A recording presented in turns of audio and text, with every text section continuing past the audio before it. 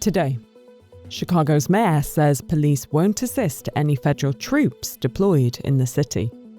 ICE detained firefighters as a wildfire burns in Washington. India's Modi meets Xi Jinpingin in China ahead of a summit with Putin. Ukraine's ex-parliament speaker has been shot dead in Lviv. And US Open fans are waiting for a showdown between Osaka and Goff. It's Sunday, August 31st. This is Reuters World News, bringing you everything you need to know from the front lines in 10 minutes, 7 days a week. I'm Tara Oakes in Liverpool.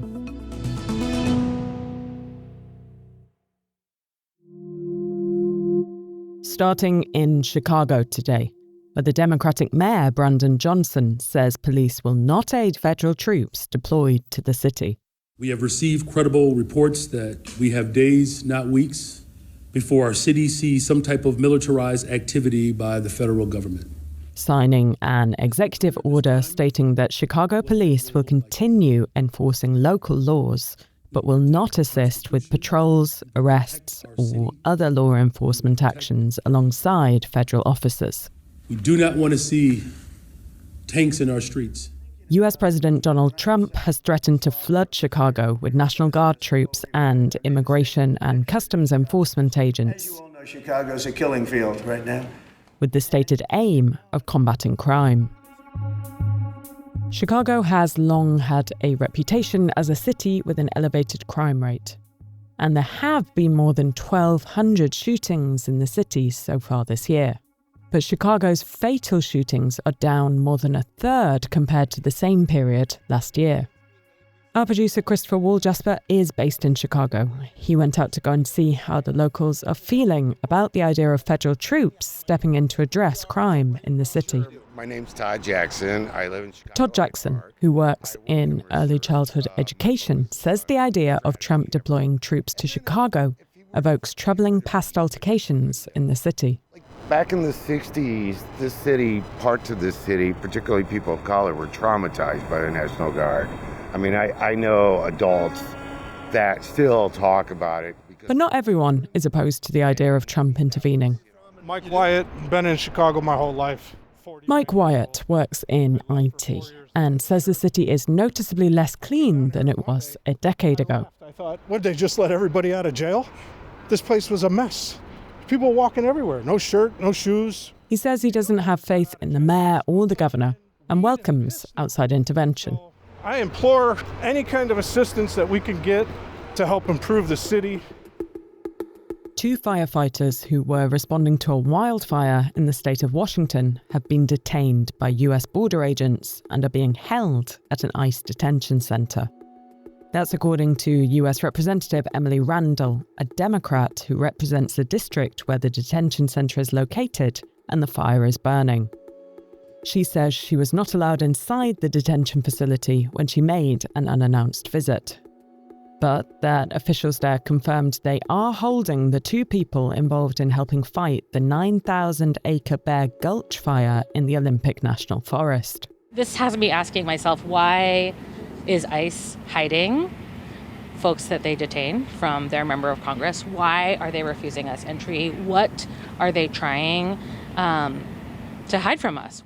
A US Department of Homeland Security spokesperson has said the detained people were providing support roles and not actively fighting the fire when Border Patrol agents conducted the identity check. Ukraine's former parliamentary speaker, Andriy Parubi, has been shot dead in the western city of Lviv. Police say a gunman fired multiple rounds, killing Parubi instantly before fleeing.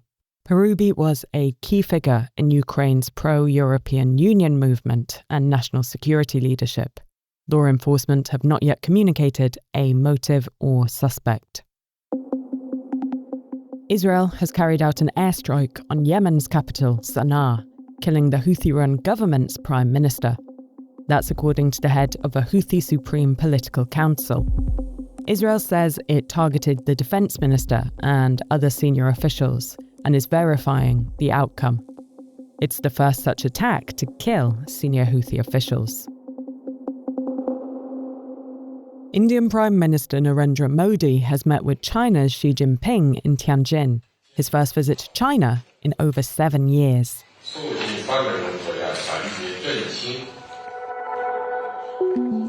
Xi says both countries share a responsibility to support their people and developing nations.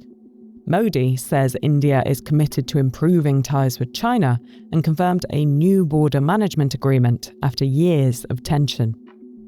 And this week, Xi is bringing together Modi and Russia's Vladimir Putin for a rare summit, framed as a show of Global South unity. It comes as Washington ramps up pressure on all three, with Modi facing steep new US tariffs over Russian oil imports. Krishna Das is in New Delhi. I think it's quite significant. India and Russia have been always close. I mean, it's a long-running defense partnership. India has been buying a lot of oil from Russia since the Ukraine war. China and India typically do not get along very well. But now that they are in the same boat, in a sense, it's time for India to kind of gradually improve ties with China.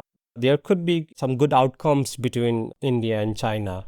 I mean, India and China both have been keen to resume direct flights between the two countries. They have been suspended for about 5 years now. India wants machinery to come into India from China. China also wants, obviously, easier access to the massive Indian market. So all of those things will surely be discussed. Tennis now, and organisers couldn't have scripted it better for US fans, as Naomi Osaka and Coco Gauff are set for a fourth-round showdown that will dominate the Labor Day headlines. It's 6 years after their memorable first meeting at Flushing Meadows, when Osaka routed a tearful 15-year-old Gauff, then comforted her opponent. Amy Tenery is there and says the US Open has made efforts to stay relevant. You know, it's rare that a tournament that's been around for this long announces any major changes, but this year was an exception. The biggest news, of course, is the US Open is now 15 days long rather than 14. And that was because they've had 3 consecutive years of record-breaking attendance. And that extra day allowed for them to give access to some 70,000 odd more ticket holders, which is terrific for them. Amy gave us these tips on what to watch for as the fourth round kicks off.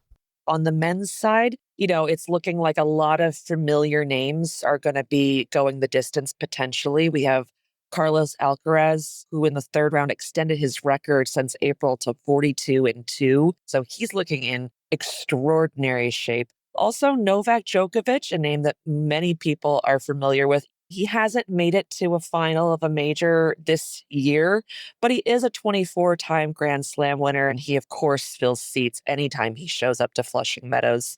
On the women's side, it's really been a very wide open field this year. Aryna Sabalenka is the world number 1 and the defending champion. I think most people would agree she has a great shot at it this year, but it's really anyone's tournament to claim.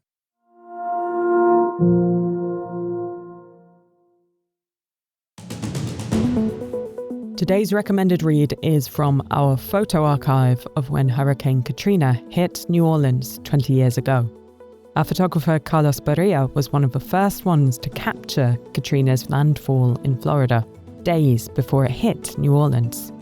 But as the devastation became clear, he was sent to document the aftermath. The scene was apocalyptic.